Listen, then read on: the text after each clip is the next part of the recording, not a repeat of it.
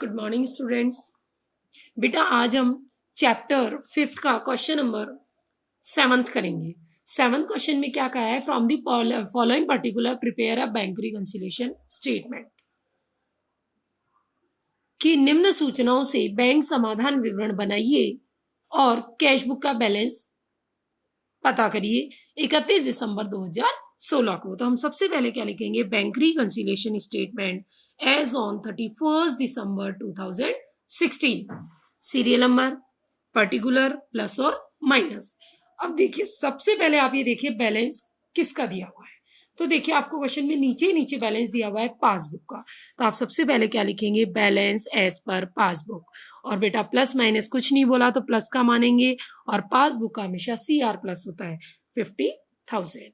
अब decision number 2, passbook का balance लिया है तो पूरे क्वेश्चन को किसके अकॉर्डिंग करेंगे, कैश बुक के अकॉर्डिंग। उल्टा करते हैं हमेशा, पासबुक का बैलेंस है तो कैश बुक के अकॉर्डिंग करते हैं, और कैश बुक का बैलेंस होता है तो पासबुक के अकॉर्डिंग करते हैं। तो यहाँ पासबुक का बैलेंस है तो हम किसके अकॉर्डिंग करेंगे, कैश बुक के।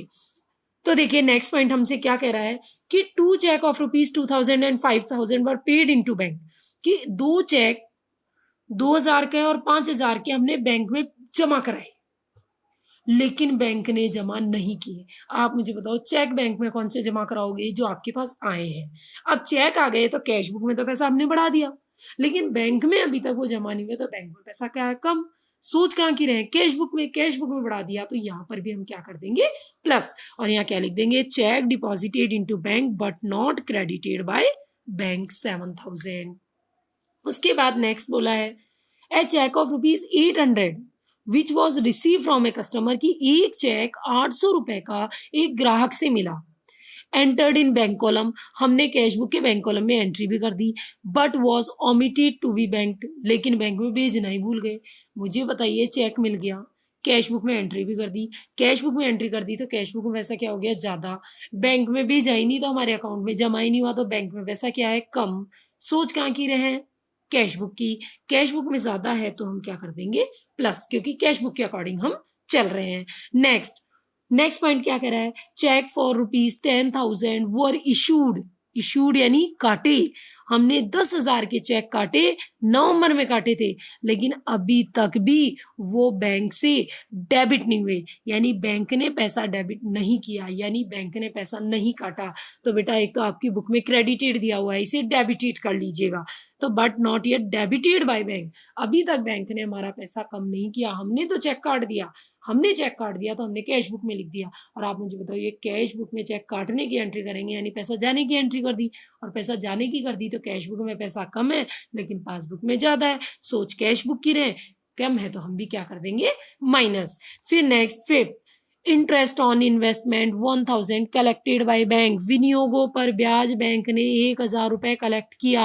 आप मुझे बताइए विनियोगों पर ब्याज बैंक कलेक्ट करेगा तो हमारे अकाउंट में डाल देगा, हमारे अकाउंट में पैसे डाल देगा तो बैंक में पैसा हमारा क्या हो जाएगा, ज्यादा। लेकिन पास कैश बुक में तो एंट्री नहीं हुई तो कैश बुक में पैसा क्या है, कम। तो हम भी किस में लिख देंगे, माइनस में, क्योंकि हम इस क्वेश्चन में किसकी सोच रहे हैं, कैश बुक के अकॉर्डिंग काम कर रहे हैं। क्योंकि क्वेश्चन में बैलेंस किसका दिया हुआ है, पासबुक का, तो हमने लिख दिया माइनस में। यहाँ तक पूरा काम हो गया, सारे पॉइंट हो गए, लगा लीजिए टोटल 57,800 और इसका 11,000। बेटा 57,800 में से 11,000 गए तो कितने बचेंगे, 46,800। किसके बच रहे हैं ये 46,800, प्लस के। और आपको बताया प्लस का बैलेंस कैश बुक का हमेशा क्या होता है, DR। तो आप क्या लिखेंगे, balance as per cash book DR। Clear. उसके बाद नेक्स्ट क्वेश्चन नंबर 8 क्वेश्चन देखिए क्या कह रहा है, balance as per passbook of mister Kumar. यहां पर भी देखिए बैलेंस पासबुक का दिया हुआ है, तो bank reconciliation statement as on date नहीं दी हुई, खाली छोड़ दीजिए। सबसे पहले बेटा balance as per passbook CR, plus का बैलेंस है तो कितना होगा, 3000। बेटा प्लस माइनस नहीं दिया हो, DR CR नहीं दिया हो, हमेशा प्लस का मानोगे, ध्यान रखना। उसके बाद नेक्स्ट बोल रहा है, cheque paid into bank but not yet cleared. हमने चेक बैंक में पे किए यानी जमा कराए, लेकिन बैंक में क्लियर ही नहीं हुए। आप मुझे बताइए चेक बैंक में जमा करा दिए, इसका मतलब कैश बुक में तो एंट्री हो गई, कैश बुक में एंट्री हो गई तो कैश बुक में तो पैसा बढ़ गया, और पासबुक में अभी वो जमा ही नहीं हुआ तो पासबुक में पैसा क्या है, कम। सोच कहाँ की रहे, कैश बुक की। तो प्लस कर देंगे हम कितने, 1500, 1000 का था और एक 500 का था। Next, bank charges. आप मुझे बताइए, बैंक चार्ज लेगा तो हमारे अकाउंट से पैसे क्या कर देगा, कम। अब बैंक में तो पैसे कम हो गए, पास कैश बुक में एंट्री नहीं हुई, तो कैश बुक में पैसा क्या है, ज्यादा, तो हम भी क्या कर देंगे, ज्यादा यानी प्लस, क्योंकि कैश बुक के अकॉर्डिंग चल रहे हैं। फिर नेक्स्ट बोला है cheque issued but not present, cheque काटे लेकिन प्रस्तुत नहीं हुए। आप मुझे बताइए, चेक काटोगे, चेक काटते ही कैश बुक में पैसा क्या हो जाएगा, कम, क्योंकि कैश बुक में एंट्री हो जाएगी। अब कैश बुक में तो एंट्री हो गई, अब कैश बुक में तो पैसा क्या हो गया, कम, और पासबुक में एंट्री नहीं हुई तो पासबुक में पैसा क्या है, ज्यादा। सोच रहे कैश बुक की है, माइनस में लिख देंगे। उसके बाद है इंटरेस्ट अर्न, इंटरेस्ट मिला। अब आप देखिए, मैंने ये इंटरेस्ट ऊपर लिखा है जबकि ये लास्ट पॉइंट था। ध्यान रखिए, हम कोई भी पॉइंट आगे पीछे लिखते हैं उससे कोई फर्क नहीं पड़ता। अब बैंक ने इंटरेस्ट दिया, बैंक इंटरेस्ट देगा तो हमारे अकाउंट में पैसे जमा कर देगा, हमारे अकाउंट में पैसे जमा कर देगा तो बैंक में पैसे क्या हो जाएंगे, ज्यादा। लेकिन कैश बुक में तो एंट्री नहीं हुई, कैश बुक में ऐसा क्या है, कम। सोच कहाँ की रहे, कैश बुक की, तो क्या कर देंगे इसे, माइनस 100 रुपए लगा लीजिए टोटल। तो इधर का टोटल 4800, इधर का टोटल 2600, प्लस का ही ज्यादा है तो वही balance as per cash book DR 2200 रुपए। उसके बाद next question number 9, next question number 9। तो देखिए 9th क्वेश्चन, ये थोड़ा सा क्वेश्चन समझने वाला है, ध्यान दीजिएगा।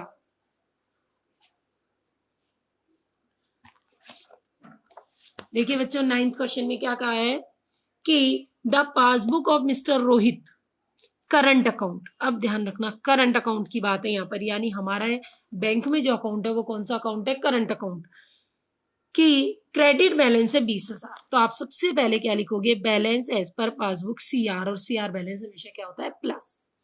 फिर आगे आपसे क्या करा है, ये बहुत अच्छा क्वेश्चन है, ध्यान देना फर्स्ट पॉइंट पे, कि a cheque of ₹400 drawn on saving account.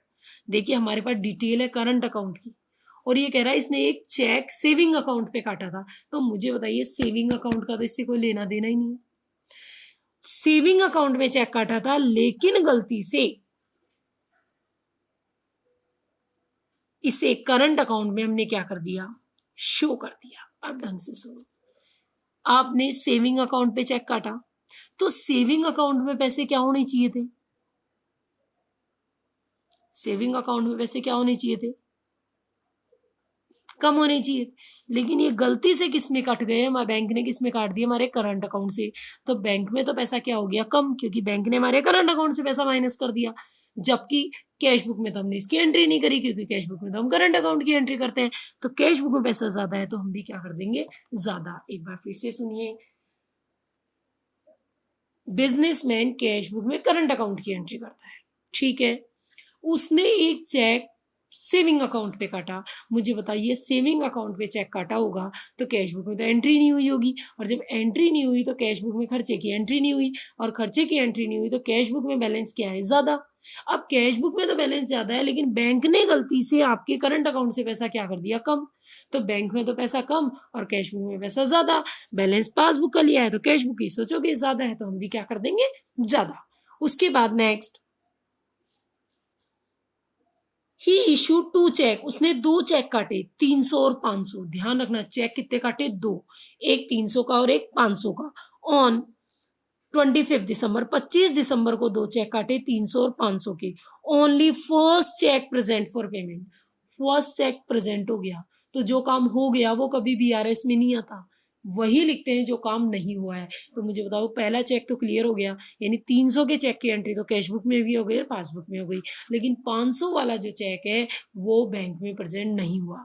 अब हमने तो चेक काट दिया, यानी कैश बुक में तो 500 रुपए कम हो गए, लेकिन पासबुक में वो 500 रुपए कम नहीं हुए, बैंक अकाउंट से वो 500 रुपए कम नहीं हुए, वहां पैसा ज्यादा ही है। सोच कहाँ की रहे, कैश बुक की, तो माइनस कर दीजिए उस 500 रुपए को भी।